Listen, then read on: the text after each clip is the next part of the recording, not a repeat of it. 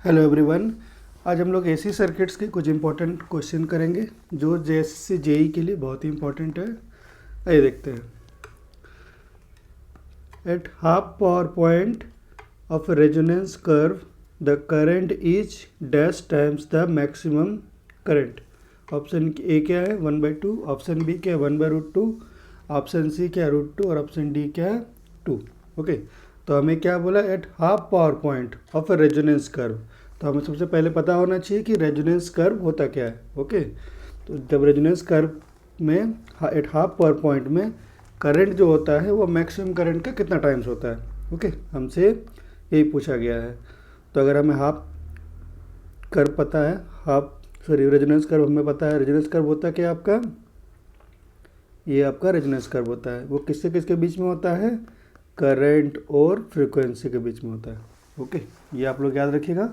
Resonance curve जो होता है आपका वो करंट और फ्रीक्वेंसी के बीच में होता है, आई और एफ के बीच में होता है। ओके, तो ये हम कंप्लीट ड्रॉ करते हैं।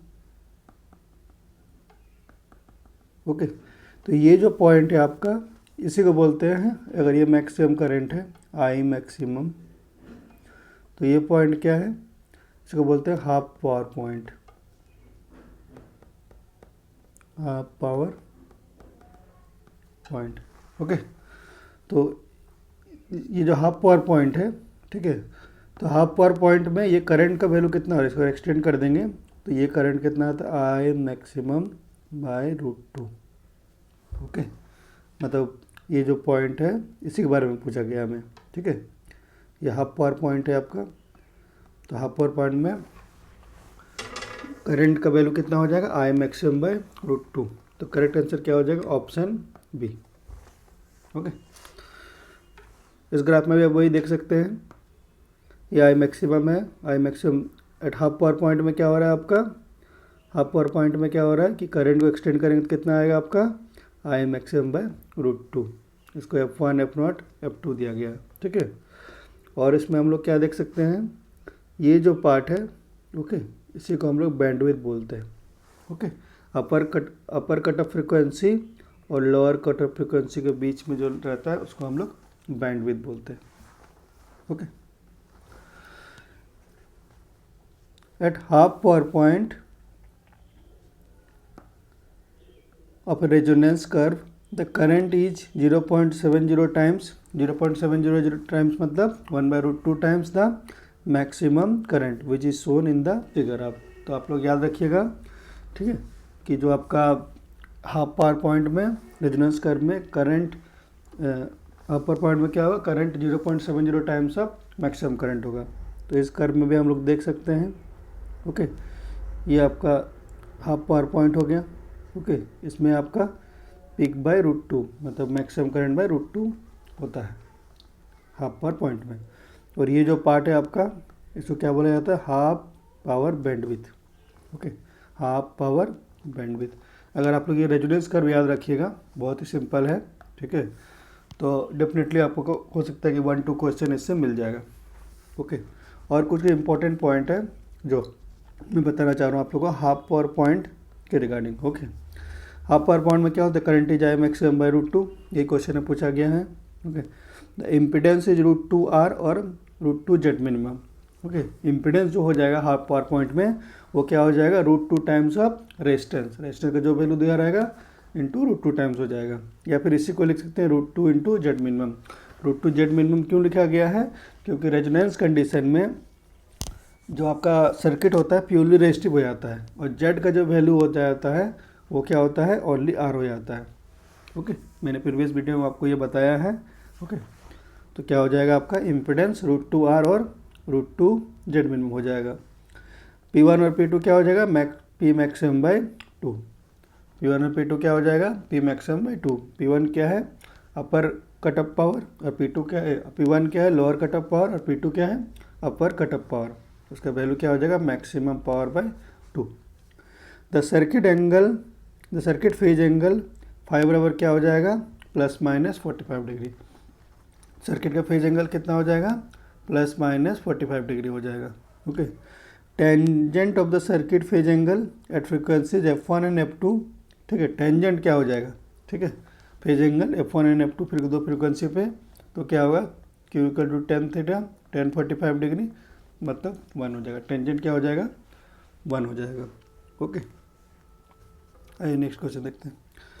A resonance curve for a series circuit is a plot of frequency versus, मैंने आपको पिछले में बताया कि आपको क्या है कि रेजोनेंस कर्व क्या होता है, उसके बारे में पूछेगा। Resonance curve for a series circuit is a plot of frequency और किसके बीच में वो ग्राफ होता है। तो मैंने बताया कि करंट और फ्रीक्वेंसी के बीच में वो ग्राफ होता है। वो ग्राफ किसके बीच में होता है, आपका इधर करंट था, इधर आपका फ्रीक्वेंसी था। ओके, तो इसी के बीच में एक ग्राफ होता है आपका करंट और फ्रीक्वेंसी के बीच में। तो करेक्ट आंसर क्या हो जाएगा, ऑप्शन ए करंट। ये आप देख सकते हैं, मैंने फिर से ड्रॉ कर दिया है। ओके, ये आपका वाई एक्सिस में क्या है, करंट है। ओके, और एक्स एक्सिस में क्या है, फ्रीक्वेंसी है। तो ये हमसे पूछा गया है कि रेजोनेंस, और ये क्या है आपका रेजोनेंस कर्व है। तो रेजोनेंस कर्व के केस में क्या होता है आपका करंट और फ्रीक्वेंसी के बीच में ग्राफ होता है। ओके, आइए नेक्स्ट क्वेश्चन देखते हैं। Higher the Qs of a series circuit, अगर सीरीज सर्किट में क्यू मतलब क्या होता है, यहाँ पे क्यू मतलब क्या बोलना चाह रहा है, क्वालिटी फैक्टर। ओके, तो बोल रहा है कि सीरीज सर्किट में अगर क्यू का वैल्यू हाई है, ठीक है, क्यू का वैल्यू अगर हाई होगा तो उस केस में क्या होगा। ओके, पहला ऑप्शन क्या दिया गया है, ब्रॉडर इट्स रेजोनेंस कर्व, इसका जो रेजोनेंस कर्व है ब्रॉडर होगा क्या, narrower its pass band, option B के narrower pass band, greater its pass band with, और शार्पर इट्स रेजोनेंस। ये 4 ऑप्शन दिया गया है। ओके, तो इसका करेक्ट आंसर क्या हो जाएगा आपका, option B narrower its pass band. Okay, correct answer क्या हो जाएगा, नैरोअर इट्स पास बैंड। और ये कैसा होता है उसको समझने के लिए हम लोग इस डायग्राम को देखते हैं। ओके, इस डायग्राम को हम लोग देखते हैं। ठीक है, इसमें सबसे पहले हम मान लेते हैं ये जो आपका ग्राफ है जिसको Q1 माना गया है। ओके, इसे Q1 माना गया है। तो इस केस में आपका जो बैंडविड्थ है, ओके, देखिए आपका ये बैंडविड्थ है ω1 से ω2 के बीच में। ओके, ω1 और ω2 के बीच में। इस केस में क्या है, क्वालिटी फैक्टर क्या है हमारा, ऊपर है, हायर है। ये पार्ट क्या है आपका क्वालिटी फैक्टर है। ठीक है, ये Q1 क्या है, ऊपर है। लेकिन सेकंड केस में आपका क्या है, आप देख सकते हैं ये वाला पार्ट, ठीक है, ये Q2 है। इसमें क्वालिटी फैक्टर क्या है आपका कम है थोड़ा। ठीक है, तो जब क्वालिटी फैक्टर कम था, ओके, यहाँ क्या बोले हायर द क्यू फैक्टर, तो हम पहले कंसिडर करेंगे जब क्वालिटी फैक्टर कम था Q2 क्या है, कम है। ठीक है, यहाँ मेंशन किया गया Q1 is greater than Q2, मतलब जब Q2 कम था, ठीक है, उस केस में आपका देखिए जो कट ऑफ फ्रिक्वेंसी है, ओके, ये इतना है। ओके, उस केस में कितना आपका, ये वाला आपका कट ऑफ फ्रिक्वेंसी है, मतलब ω1, ये जो दोनों के बीच में बैंडविड्थ है आपका। ठीक है, ω1 ω2 इतना था। ठीक है, लेकिन जब क्वालिटी फैक्टर इंक्रीज कर गया, तो इंक्रीज करके मतलब सपोज कीजिए Q1 बन गया। ओके, तो Q1 के केस में क्या हो गया आपका बैंडविड्थ, ये ω1 हो गया, ये ω2 हो गया। तो बैंडविड्थ देखिए पहले के केस में इतना ज़्यादा बैंडविड्थ था, ठीक है, लेकिन सेकंड केस में क्या हो गया आपका छोटा हो गया, मतलब क्या होगा नैरो हो गया। जो पास बैंड था, जो फ्रिक्वेंसी का जो रेंज था, वो क्या होगा नैरो हो गया, कम हो गया। पहले क्या था बहुत ज़्यादा रेंज था, इतना सारा रेंज था आपका। ठीक है, कुछ तो वैल्यू होगा ना इसमें 1 2 3 4 5 6 7 कुछ भी आपका फ्रिक्वेंसी होगा। तो पहले केस में देखिए आपका ज़्यादा रेंज था जब क्वालिटी फैक्टर कम था, लेकिन सेकंड केस में क्या हो गया आपका कम हो गया।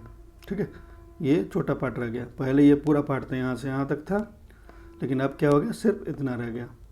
ओके, तो क्या हो गया नैरोअर इट्स पास बैंड। तो क्या हो जाएगा, ये लिखा हो गया नैरोअर इट्स पास बैंड। तो करेक्ट आंसर क्या हो जाएगा ऑप्शन बी। जब भी क्वालिटी फैक्टर हाई होगा सीरीज सर्किट में, तो उसका जो पास बैंड होगा नैरो हो जाएगा। नैरोअर पास बैंड मीन्स जो फ्रिक्वेंसी का रेंज था, ओके, जो फ्रिक्वेंसी ये पास करेगा वो कम हो जाता है, कम रेंज ऑफ फ्रिक्वेंसी पास करेगा आपका इसके through. Okay, the quality factor Q is defined as a ratio of resonant frequency to the bandwidth. तो आप लोग याद रखिएगा, क्वालिटी फैक्टर क्या होता है, रेजोनेंस फ्रिक्वेंसी, जिसको FR से यहाँ डिनोट किया गया है, divide by bandwidth. Okay, resonance frequency divide bandwidth, इसी को हम लोग क्वालिटी फैक्टर बोलते हैं। The quality factor is inversely proportional to the bandwidth. Okay, इससे आप देख सकते हैं क्वालिटी फैक्टर क्या आपका इन्वर्सली प्रोपोर्शनल टू बैंडविड्थ है आपका। Okay, less narrower the bandwidth more will be Q value. जितना भी, तो इससे आप देख सकते हैं, इससे भी आप डायरेक्ट आंसर लिख सकते हैं। ठीक है, Q inversely proportional to bandwidth है, तो अगर क्यू हाई है ओके तो बैंडविड्थ आपका कम होगा। बैंडविड्थ कम होगा मतलब क्या होगा, ये पार्ट बैंडविड्थ, इसी को बैंडविड्थ बोलते हैं, अपर और लोअर कट फ्रिक्वेंसी के बीच में। ठीक है, इस रेंज को क्या बोलते हैं, बैंडविड्थ बोलते हैं। तो बैंडविड्थ क्या होगा, पहला केस में ज़्यादा था, सेकंड केस में कम हो गया। ओके, तो ये बोला गया the quality factor is inversely proportional to the bandwidth, lesser the bandwidth more will be Q will be. अगर नैरोअर बैंडविड्थ होगा तो क्वालिटी फैक्टर ज़्यादा होगा। The sharpness of the resonance in RLC circuit, resonant current is measured by the quality factor and is explained in the figure. Okay, तो figure में भी बताया गया है। ओके, आपका ये पॉइंट क्या है, हाफ पावर पॉइंट है। ओके, हाफ पावर पॉइंट, तो आप लोग याद रखिएगा, ये तो आपको पहला क्वेश्चन पूछा गया था, वो हाफ पावर पॉइंट हो गया। Narrower the bandwidth more the quality factor. अगर बैंडविड्थ नैरो होगा तो क्वालिटी फैक्टर ज़्यादा होगा, या वाइस वर्सा आप बोल सकते हैं कि आपका क्वालिटी फैक्टर ज़्यादा होगा तो बैंडविड्थ नैरो होगा। Wider the bandwidth less the quality factor. ठीक है, अगर बैंडविड्थ वाइडर होगा तो क्वालिटी फैक्टर कम होगा। ठीक है, आइए नेक्स्ट क्वेश्चन देखते हैं। Selectivities of different resonance circuit are compared in terms of their. Selectivity जो होता है वो डिफरेंट रेजोनेंट सर्किट में कैसे कंपेयर करेंगे। ठीक है, ऑप्शन ए क्या है इम्पिडेंस, ऑप्शन बी क्या है रिएक्टेंस, ऑप्शन सी क्या फ्रिक्वेंसीज, ऑप्शन डी क्या है बैंडविड्थ। तो आप लोग याद रखिएगा कि सेलेक्टिविटी जो होता है डिफरेंट रेजोनेंस सर्किट में, उसको हम लोग बैंडविड्थ से कंपेयर करते हैं। ओके, किससे कंपेयर करते हैं, बैंडविड्थ से। तो करेक्ट आंसर क्या हो जाएगा, option D bandwidth. A series RLC circuit gives an unequal response to voltage of different frequencies. Okay, कोई भी जो सीरीज RLC सर्किट होता है वो अनइक्वल रिस्पॉन्स देता है वोल्टेज का डिफरेंट फ्रिक्वेंसी में कोई भी series RLC circuit unequal response देगा। At the frequency of resonance the impedance is minimum. अब आपको पता है कि रेजोनेंस कंडीशन में इम्पिडेंस मिनिमम होता है, करंट मैक्सिमम होता है, और सर्किट क्या होता है, रेसिस्टिव हो जाता है। And the current is maximum age the frequency of the applied voltage is either reduced or increased from this resonance frequency, the impedance increases and the current falls. Okay, तो इसमें देख सकते हैं, इसमें बोला गया कि करंट इंक्रीज कर रहा है फिर करंट फॉल कर रहा है। फिर F1 में कुछ करंट था, F2 में कुछ करंट था, F3 में कुछ करंट है। तो पहले इंक्रीज कर रहा है और डिक्रीज कर रहा है, तो डिफरेंट फ्रिक्वेंसी में ये इंक्रीज और डिक्रीज कर रहा है। ओके, तो अगर दो सर्किट का बात चलेगा तो दो सर्किट में हम लोग क्या करेंगे, ये जो बैंडविड्थ है उसको कंपेयर करेंगे, इस सर्किट का और दूसरे सर्किट का। ओके, दस series RLC circuit possesses frequency selectivity, और इसीलिए क्या होता है सीरीज RLC सर्किट क्या होता है, फ्रिक्वेंसी सेलेक्टिविटी होता है। फ्रिक्वेंसी सेलेक्टिविटी में क्या, डिफरेंट फ्रिक्वेंसी में डिफरेंट रिस्पॉन्स मिलेगा, डिफरेंट करंट मिलेगा। Selectivity of different resonance circuit are compared in terms of their bandwidth, और सेलेक्टिविटी डिफरेंट रेजोनेंस सर्किट का, अलग अलग रेजोनेंस सर्किट का, ठीक है, हम लोग बैंडविड्थ से कंपैरिजन करेंगे। दोनों का बैंडविड्थ क्या होगा, पहला सर्किट का बैंडविड्थ क्या होगा, दूसरा सर्किट का बैंडविड्थ क्या होगा, इससे सेलेक्टिविटी कंपेयर करेंगे। The power factor of series RLC circuit at its half power point. Okay, बोला कि power factor series RLC circuit का हाफ पावर पॉइंट में क्या होगा, तो आप लोग याद रखिएगा इसका ऑप्शन क्या होगा, ऑप्शन डी, लैगिंग और लीडिंग कुछ भी हो सकता है।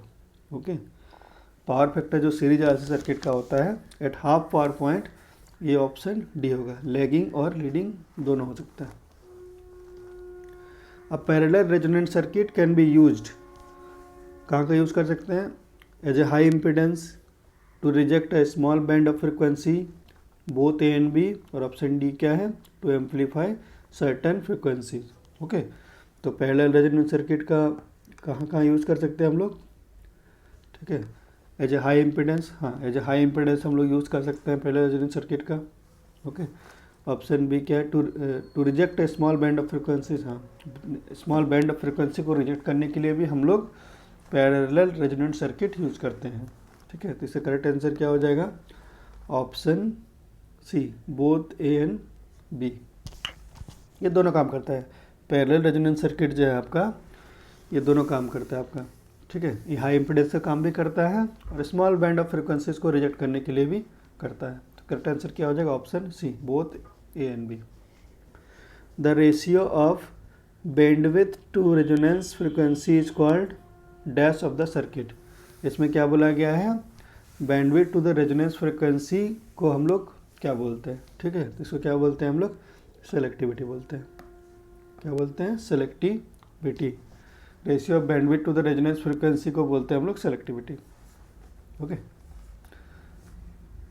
आइए नेक्स्ट क्वेश्चन देखते हैं। और क्वालिटी फैक्टर किसको बोलते हैं? क्वालिटी फैक्टर जो आपका ये है, ठीक है, ये क्वालिटी फैक्टर क्या होता है? अभी जो डिस्कस किए थे, जिसको क्यू से डिनोट करते हैं, क्या होता है?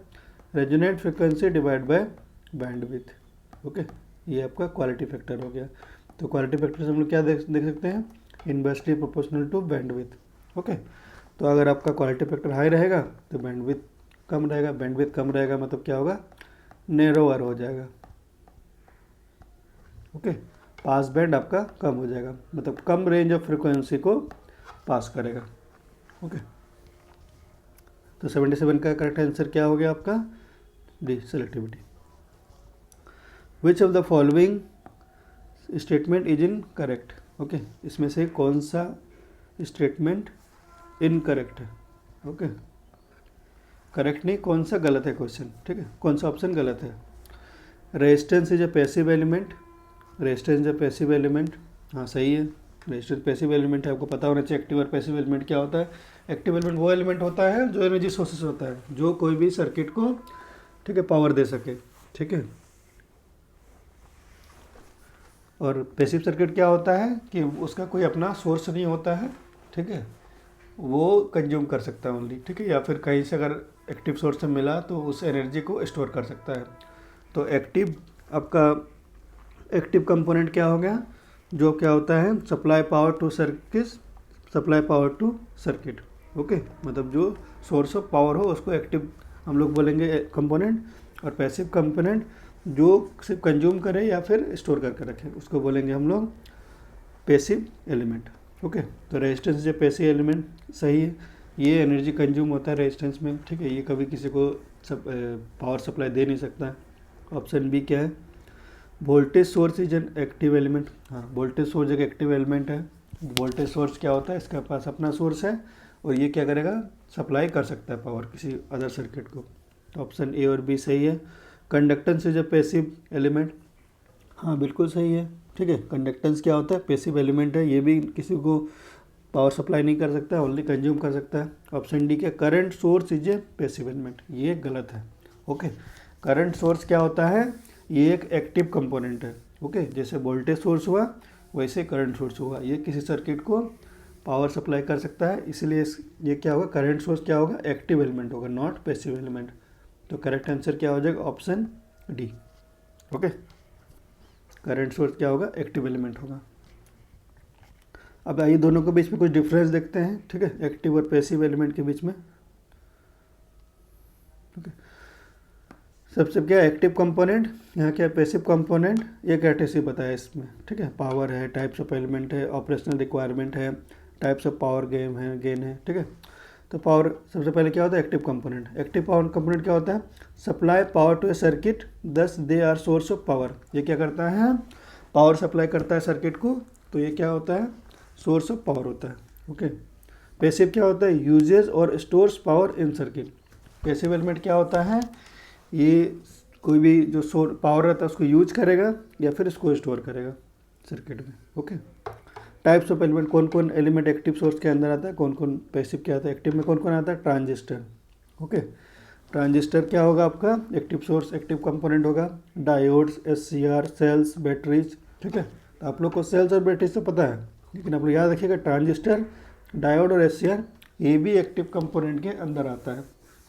इसमें बहुत लोगों को कन्फ्यूजन होता है। ओके, तो आप लोग याद रखिएगा ट्रांजिस्टर, डायोड और SCR, ठीक है, ये भी आपका एक्टिव सोर्स कंपोनेंट में आता है, एक्टिव कंपोनेंट आता है। पैसिव में क्या क्या आता है, capacitor, resistor, transducer, transformer, inductor. याद रखिएगा ट्रांसफार्मर, ठीक है, ये भी कभी भी एक्टिव सोर्स नहीं होता है, क्योंकि ट्रांसफार्मर क्या करता है, उसके प्राइमरी में आपका सप्लाई देते हैं और सेकेंडरी से उसको पास कर देता है। ठीक है, वो उसके पास कोई भी अपना एनर्जी स्टोरिंग नहीं होता है। ओके, ट्रांसफार्मर में किस में आएगा, पैसिव एलिमेंट के केस में आएगा। Okay, operational requirement, operational requirement मतलब इसको ऑपरेशन के लिए क्या रिक्वायरमेंट है। ठीक है, तो आपको पता होगा कि जो SCR होता है, SCR को हम लोग को ट्रिगर करना पड़ता है, मतलब एडिशनल सोर्स का ज़रूरत है। ठीक है, या फिर आपका ट्रांजिस्टर हो गया। ओके, ट्रांजिस्टर को भी हम लोग को, ठीक है, जैसे BJT हो गया, BJT को भी हम लोग एक्सटर्नल बेस करंट का ज़रूरत पड़ता है। अगर बेस करंट हम लोग देंगे तभी वो ऑन होगा। ओके, तो एक्टिव कंपोनेंट के केस में हमें एक्सटर्नल सोर्स का रिक्वायरमेंट होता है। ठीक है, लेकिन पैसिव कंपोनेंट में हमें एक्सटर्नल सोर्स का रिक्वायरमेंट नहीं होता है, यही बताया गया है। They need an external source to facilitate their functioning, हमें एक्सटर्नल सोर्स का ज़रूरत है, ठीक है, उसको रन करने के लिए। They don't require an external source, ठीक है, जैसे रजिस्टर हुआ, इंडक्टर हुआ, ये सबको ऑपरेट करने के लिए एडिशनल सोर्स का रिक्वायरमेंट नहीं होता है। ठीक है, यहाँ आप समझिए कि एक कंपोनेंट है, ठीक है, और उसको स्टार्ट करने के लिए, ठीक है, at the time of starting हमें कुछ एक्स्ट्रा पावर सप्लाई चाहिए या ट्रिगरिंग चाहिए जिससे वो ऑन हो जाए सर्किट। तो जब एक बार ऑन हो जाता है तब फिर वो कोई दूसरे सर्किट को अपना पावर सप्लाई कर सकता है। Okay, types of power gain, can give power gain in a similar manner to an amplifier, the lack in the ability of power gain. ठीक है, इसमें पावर गेन होता है, इसमें पावर गेन नहीं होता है। इनकेपेबल ऑफ एनर्जी स्टोरेज, ये एनर्जी स्टोरेज के लिए इनकेपेबल होता है। ठीक है, an inductor and capacitor can store energy, inductor capacitor हम लोग का क्या होता है, पैसिव एलिमेंट होता है, और ये हमें टेम्प्रोरी एनर्जी स्टोरिंग का भी काम करता है। Energy behaviour, they are energy donor, ये एनर्जी डोनर होता है। Conversely they are energy acceptor, ठीक है, ये एनर्जी एक्सेप्टर होता है आपका पैसिव एलिमेंट, और एक्टिव एलिमेंट क्या होता है, एनर्जी डोनर होता है। Current flow control, able to regulate current flow rate, current supply, incapable of the flow of charge regulation. Okay, types of linearity, आप लोग याद रखिएगा इसको कि एक्टिव कंपोनेंट क्या होता है, नॉन लीनियर होता है। ओके, और पैसिव कंपोनेंट क्या होता है, लीनियर होता है। ठीक है, लीनियर एंड नॉन लीनियर कैसे डिफाइन कीजिएगा, तो जो भी आपका सर्किट होगा वो प्रिंसिपल ऑफ सुपरपोजिशन और होमोजेनिटी दोनों को सेटिस्फाई करेगा, तो वो आपका क्या सर्किट क्या होगा, लीनियर होगा, या एलिमेंट लीनियर होगा। ओके, अब एम्प्लीफिकेशन कैपेसिटी, एक्टिव के कंपोनेंट क्या होता है, they can amplify a signal as they have larger output gain of more than 1। Okay, active component के केस में क्या होता है कि इसमें लार्जर आउटपुट गेन होता है, ठीक है, और ये सिग्नल को एम्पलीफाई कर सकता है। Okay, they have signal gain of less than 1, इसमें क्या होता है, सिग्नल गेन लेस देन 1 होता है, उसमें क्या होता है, ग्रेटर देन 1 होता है। Okay, they can not amplify signal, ये सिग्नल को एम्पलीफाई नहीं कर सकते। ओके, अब इसमें कुछ एक्टिव और पैसिव कंपोनेंट का आपका डायग्राम बना हुआ है, जैसे ट्रांजिस्टर हुआ, ट्रांजिस्टर क्या होता है, एक्टिव कंपोनेंट होता है। ठीक है, लेकिन इसको क्योंकि इसमें बेस करंट चाहिए, ठीक है, इसको ट्रिगर करने के लिए अगर IB = 0 होगा तो आपका ये ट्रांजिस्टर ऑन नहीं होगा, तो इसको कुछ करंट चाहिए, ठीक है, एडिशनल आपको कुछ बेस करंट चाहिए, इसलिए एक्सटर्नल सोर्स का रिक्वायरमेंट होता है। तो ट्रांजिस्टर केस में ट्रांजिस्टर क्या होता है, एक्टिव सोर्स होता है। Transistor, diode, LED, photo diode, integrated circuit, op-amp, 7 segment display और बैटरी, ये सब आपका क्या होगा, एक्टिव के सोर्स के अंदर आएगा। और पैसिव के अंदर क्या आएगा आपका, register, LDR, thermistor, capacitor, inductor, switch, variable resistor और ट्रांसफार्मर, ये सब आपका पैसिव कंपोनेंट होता है। ठीक है, तो आप इसका स्क्रीनशॉट ले सकते हैं। ठीक है। ठीक है, इसको ज़रूर याद रखिएगा।